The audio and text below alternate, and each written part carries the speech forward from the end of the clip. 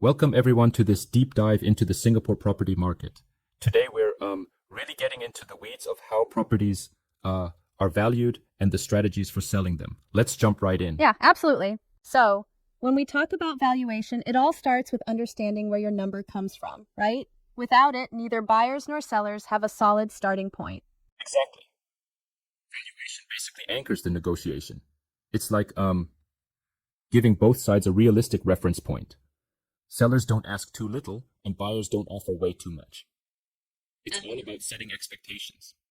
I noticed that there are two kinds of valuations mentioned, estimates and indicative valuations. Can you break that down a bit? So estimates are like those quick and dirty guesses you might get from an online tool or just your gut. They're handy, but not super precise. On the other hand, indicative valuations are done by independent professionals. They dig deep into all those little details that an online calculator might totally miss. Right? That makes sense. And these professionals typically use one of three methods, don't they?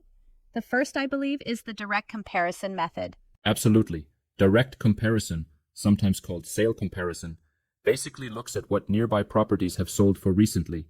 It's like comparing apples to apples. You adjust for differences such as size, location nuances, even within the same block, floor level, condition, view, and even market conditions at that time. Yeah. I'm curious, though, with all those adjustments, why do they often use percentages rather than fixed dollar amounts? Good question. Percentages tend to be more flexible and accurate when you're dealing with subtle differences. It ensures that the adjustments scale correctly with the property's value. It's like saying, this property is 10% more valuable because of its view rather than arbitrarily adding a lump sum. Right. Now, for income-generating properties like shop houses, the method shifts, doesn't it? Yes, exactly. For those, we lean towards the income method, or sometimes called the profits method. That's all about the net operating income, or NOI, divided by the capitalization rate, often shortened as the cap rate. Yeah. So NOI is essentially what the property earns after expenses, right? Rent minus vacancies and operating expenses. Precisely. NOI is like the cash flow after you've danced around all the bills. Property tax, insurance, repairs, maintenance, that sort of thing. And the cap rate then tells you the expected return, based on what similar properties are yielding in the market. Interesting, but I did wonder, isn't it a bit too simplistic sometimes to apply the same cap rate adjustments across the board? I mean, tenant quality, building condition, or even proximity to MRT, do all those factors get weighted properly? That's a valid point. It's definitely not an exact science. Valuers adjust the cap rate based on those factors. For instance, a property further from the MRT might come with a slightly higher cap rate to compensate for lower convenience. But yeah, there's always a bit of subjectivity in the mix. And then there's the residual method, right? Mostly used by developers to work backwards from the gross development value. Exactly. Developers use the residual method to calculate how much they can spend on land. They take the estimated selling price of the completed project, subtract construction costs, and then subtract their desired profit. It's like a feasibility check. Can they afford that piece of land and still hit their profit targets? Right. That's quite clever. Moving on from valuation, let's talk about marketing strategies for actually selling a property in Singapore. What are some key points there? Marketing is huge. First off, visibility is everything. You need to list your property on all the major platforms. It's about casting a wide net. Think of it like a product launch. Yeah. If people don't know your property exists, it simply can't sell. And then we get into making the listing effective. How significant are SEO and visuals in this process? Oh, incredibly significant. Buyers today search online before they even step foot on a property. So you need excellent SEO. Make sure all the details are properly filled in, like address, property type, size, and so on. And visuals, especially high-quality photos and even video tours, play a major role in not just showcasing the space, but selling a lifestyle. Speaking of video tours, it's pretty modern how platforms like TikTok are now being used for property videos, isn't it? Absolutely. It's like engaging the audience where they already are. Social media has become a critical tool.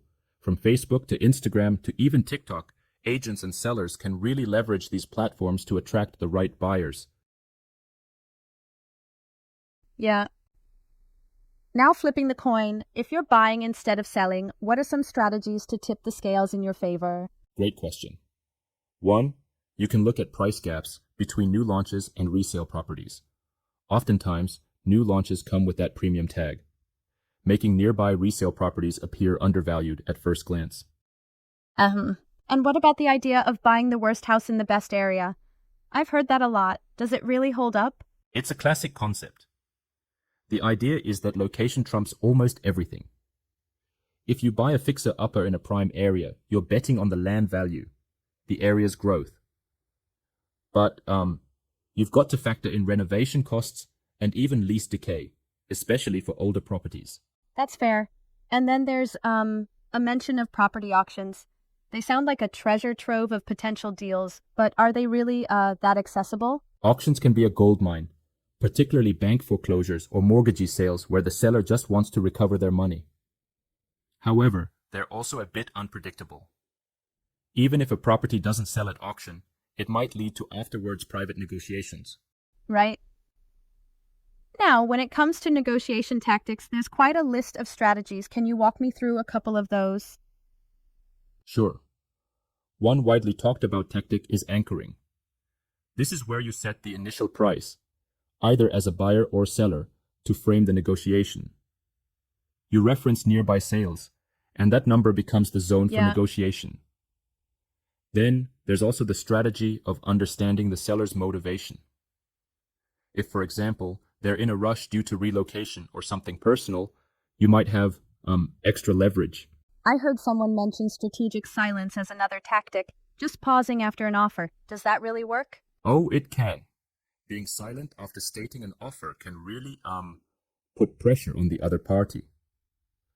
They may feel compelled to justify their position or even negotiate further. It's a psychological play, though it might not work with every seasoned professional. Interesting. And what about following up after the negotiation? How does that help? Post-negotiation follow-up, like sending a thank you text, builds rapport and leaves a positive touch. It might seem small, but these actions can subtly influence future interactions. It's all part of treating the process less like a hostile negotiation and more like, well, a conversation. That makes sense. But I also want to challenge one point for a moment. Some might say that playing too many psychological tactics, like the Ben Franklin effect, might come off as manipulative. What are your thoughts on that? That's a great observation. And I'd say it's all about balance and authenticity. These tactics should be used ethically, not to deceive, but to make negotiations smoother. It's like creating an environment of mutual respect rather than trickery. Exactly. So, to wrap up, whether you're buying or selling, it seems that a strong grasp of valuation, sharp marketing, and effective negotiation tactics are absolutely crucial in the competitive Singapore property market. Absolutely. All these elements, from choosing the right valuation method, be it direct comparison, income approach, or residual, to marketing smartly online with excellent visuals and clear details, and finally, negotiating confidently while avoiding common mistakes, really combine to demystify this complex market. Yeah. It's a blend of art and science, isn't it? And it leaves our listeners with a lot to think about. Maybe even some new strategies to consider when navigating their property journeys. Definitely. Hopefully this insight makes the seemingly messy maze of Singapore property a bit more manageable. Thanks for joining us on this journey into valuation, marketing, and negotiation in the property space. Until next time, keep questioning, keep learning, and good luck navigating the market.